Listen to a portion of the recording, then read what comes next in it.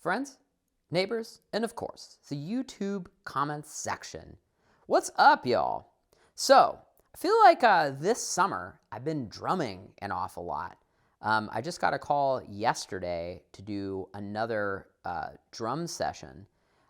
This cool. This is working with a producer friend of mine that works with basically a parody artist that will do some songs, and they're based on the news cycle. So as soon as something happens, oftentimes this artist will write a song, and then the production team will go into effect. So this is, I think, the 4th song I've done with them. But this is kind of cool. So they basically gave me a reference track yesterday, and they needed a drum track done by the end of the day today. So right now I think it's like 7 o'clock at night on a Tuesday, and the whole thing will be done by Friday afternoon to post.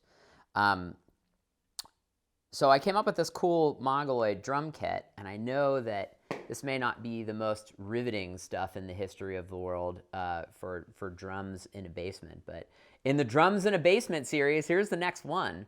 Actually, it's funny. Hilariously enough, I just got back from doing Beautiful, the Carole King musical.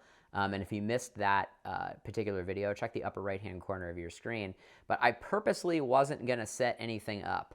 And here's everything in its just uber messy state down here of me not wanting to set everything up. It was all piled in the corner, and I swear to you, I was going to paint the walls and paint the ceiling and start to get some basic aesthetic down here so that these drum videos don't look like they're a proof of life video in some prison basement. But lo and behold, I got the call last night. I was going to start working on it this week, so I threw up a drum kit very quickly at like 11 o'clock last night. So I got home from LM, and here's what we're up to. So the particular song that we're working on is kind of cool. It has a very distinct verse and chorus rhythm. So the verses are very sparse, and the chorus kind of comes in with the whole band, but the verses just have a just very simple kick snare kind of pattern. So the way that I wanted to do that was with 2 kick drums.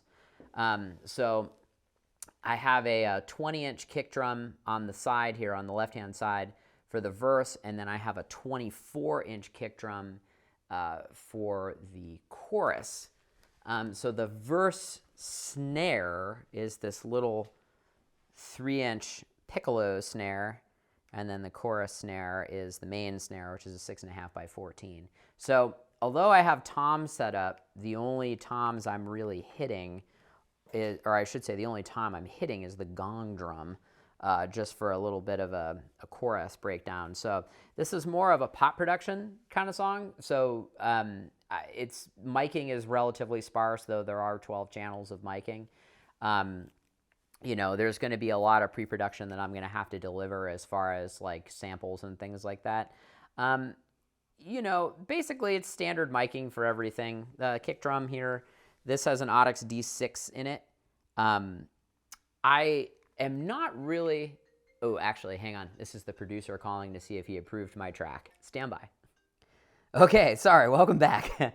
The good news is the track was approved, so this was kind of cool. This one only took 2 passes. So the way we usually do these projects is I'll record a drum bed and send it to the producer, and as long as he's cool with that and doesn't want to make any changes, I'll layer percussion and stuff over top. So that's what I'm about to do. So before I do that, let me give you the rundown on the kit, and then I will give you a playthrough video because I'm sure you're curious as to what everything sounds like. So 3.5 by 14 Tama Piccolo steel snare, 6.5 by 14 Tama Birch snare. I think this is a 13 by 12 tom, which I don't hit. Again, my favorite drum ever, the DW Pancake. This guy is the 16 by 16 Starclassic floor tom, which is hilarious because I usually hate drums that match, and this one matches pretty well.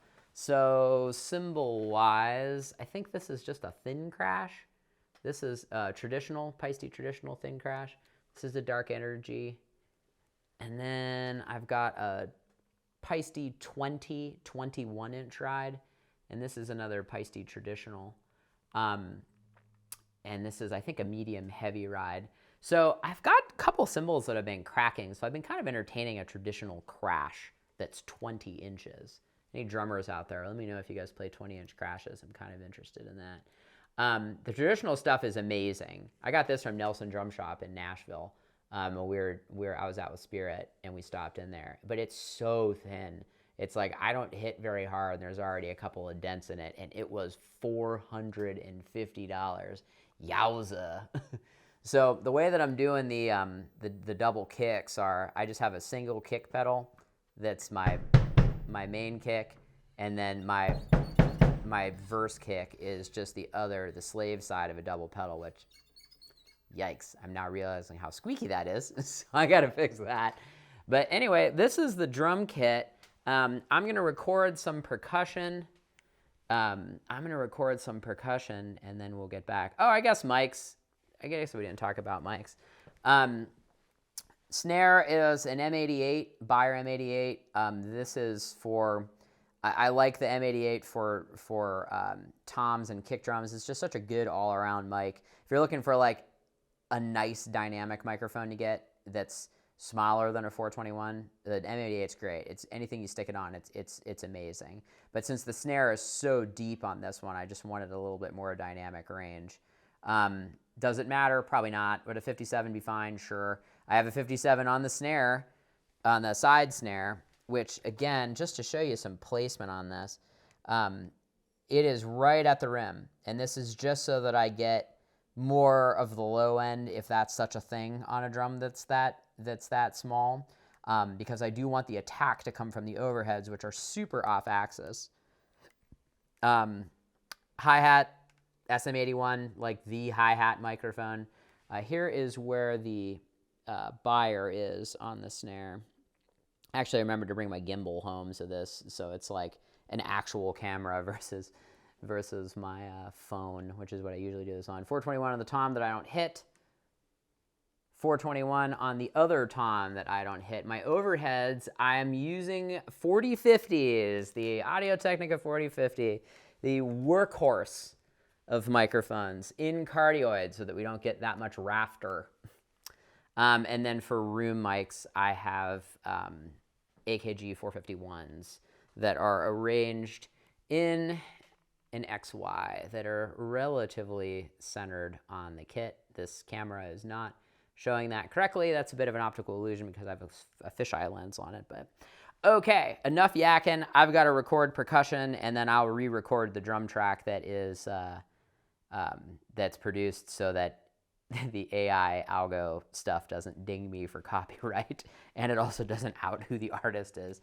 Oh, I guess the pancake drum, one of my least favorite microphones, but actually sounds pretty good on this, is the Beta 52.